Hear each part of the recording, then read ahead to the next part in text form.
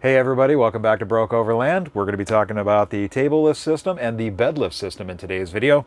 And if you're new to this channel, my name is Chad. I am the guy that bought a 2003 Stewart & Stevenson LMTV from a government auction and then spent the next 3 years trying to make it reliable again. It's a good solid base of a truck, but it is also 20 years old.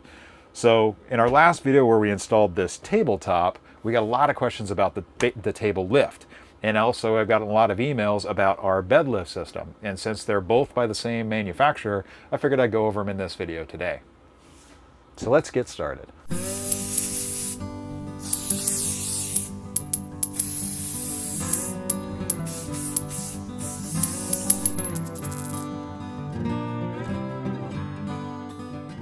Okay, let's just jump right into it.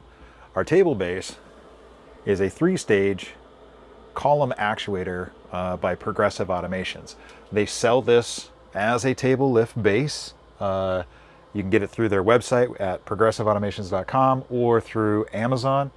This comes with this control box, and the control system is just on the back of the dinette right here, just screwed to the wall. It is AC power fed, and no, that is not Romex, that is triplex marine grade wire, so it's not going to fall apart, guys. We also have our Progressive Automations. This is just a simple table lift control for a standing desk, and what I've done is I've just programmed the down to be the lower bottom position and up to be the top position, so you can just push the button and walk away. So one of the reasons I bought this specific table base is that it has current sensing in it. So one of the nice things about the current sensing technology is if it detects a change in like pressure. So if you push it when it's going down and it detects a change in pressure and you let off, it'll stop and reverse. So that way if it's coming down and it hits something like your legs, you know, if you're just sitting here, oh, blah, drinking a beer and all of a sudden, table, it's not going to crush you. It's not going to cut your legs off, which is awesome. It's adjustable to any height. So in our installation, we can get as low as 11.5 inches off the floor. Then again, I've also got it underneath a 1/2-inch piece of plywood. So you can go 12 foot as the lowest, or 12 inches as the lowest. I'll give you some real-time speed here. This is how fast it goes. It's very quiet. Actually, the noise you're going to hear is probably going to be the heater in the background. It's 50 degrees in here right now. So we got the heater on. Oh, it's actually up to 54. And it tops out at 28 inches. So if that was above the plywood, it would be 28.5 inches to your table base.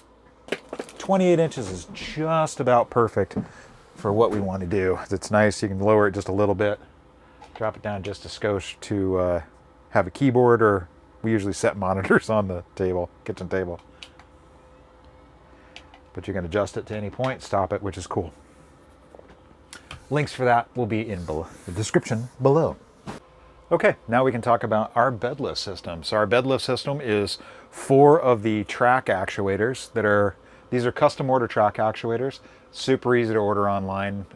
You just send Progressive Automations an email and they'll respond pretty freaking quick.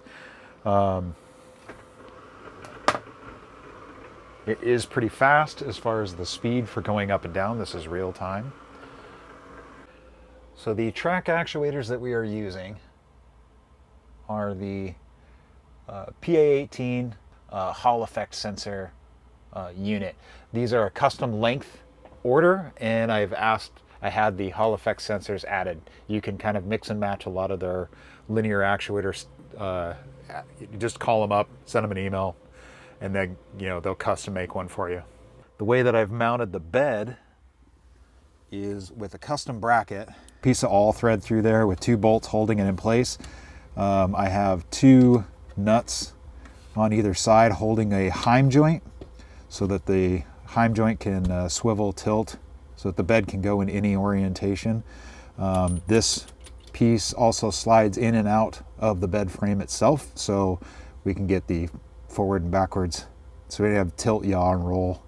I will be changing these out with a spring system these nuts will get changed out with a spring once I'm to the position where I want to control each one of these actuators individually with a different control system.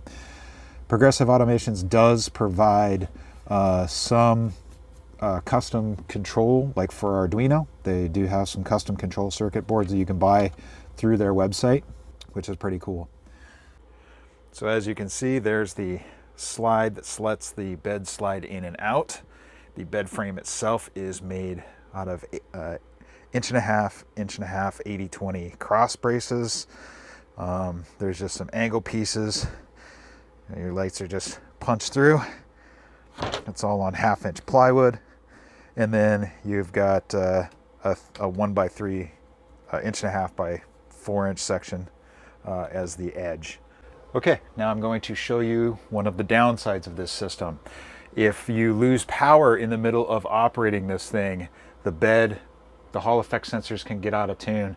And if you leave the bed all the way at the top, which is actually at the bottom because I have these linear actuator, these track actuators upside down. If you leave them at the bottom and you drive over 4x4 trails and stuff like that, it can vibrate and get out of sync, in which case the Hall effect sensors are no longer tracking at the same spot. So you will get an error on the control unit. You'll get an E01 error message on the control unit. You'll hold down memory and basically what is the down arrow until you get a flashing ASR. And then you can hold that button down and rehome all of your actuators at the motor.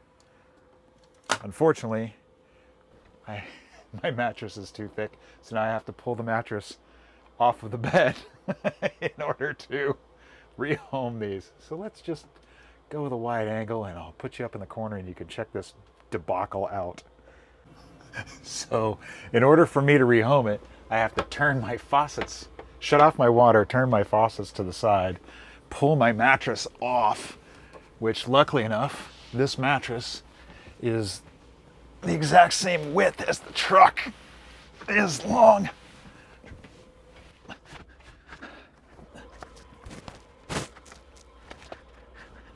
Oh, the fun things I do for video.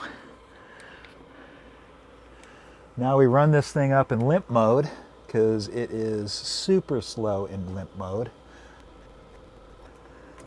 I'm just holding the button. Okay, there we go. Now we are rehomed. And it's now fast again to lower the system. Now we shove our mattress back on. Tuck our Yes, I Made My Bed underneath here. Give it the illusion of being made. And then we just push the button and it'll go up by itself. Bloop, and we're good. You can tell we're 3.2 inches away from the ceiling, which is why I don't like to rehome it with the mattress on there, because I don't want to put that much pressure on this 1/4 inch tongue and groove because there is a 1 inch gap above it. So one of the other things that I asked them to do when I custom ordered these track actuators is you can get them 12 volt, 24 volt. So I requested them in 24 volt because we run 24 volt system in here. So if we do actually run with an Arduino system with the relay that I want to do, I will just hook it directly into the DC feed of the truck and not have to deal with AC DC conversion. So we did have a question about putting pins in the track actuators to lock it into a position. They're plenty solid no matter where they are. They don't need to be homed. So I mean, you can hang off of this thing. It's perfectly fine. So it'll hold. Yeah, so if you wanted to do really long actuators and then run the bed up and down and hold it at different positions, you could definitely do that. If you wanted to have it a little higher, if you have somebody sleeping down here rather than making them feel like they're in a coffin, yeah, you could run it and park it in any position. I do put the bed all the way down just so it is on blocked systems when I'm driving so that there's no vibration on the track actuators, because they could lose home as far as in their Hall effect sensing. And there we go. That's the bed lift and table lift system. So if you like this video, go ahead and give it a thumbs up. If you're new here, I'd love to have you as a subscriber. So click that little subscribe button down there, click the bell icon, all that good YouTube stuff. And we'll catch you in the next one.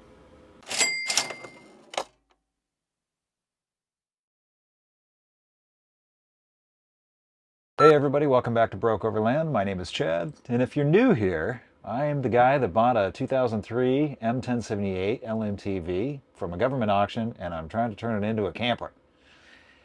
Yeah, kind of an idiot. If you're new to this channel, my name is...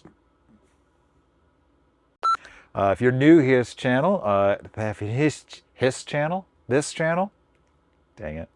So I'm going to go over some of the design aspects of it, and didn't give you the intro to if you're new. Dang it. Hey everybody back. God. Hey everybody, welcome back to Broke Overland. Today, hey guys, welcome back to Broke Overland. My name is Chad, and why can't I speak today? Yes, and if you notice, I have that cushion turned sideways on the back of the couch there because I measured these wrong, because they add a ½ an inch to either end. And by the time you get 3 cushions in a row, that's 3 inches of extra cushion length that I did not account for. Oops. So we'll be getting one of those rear cushions remade.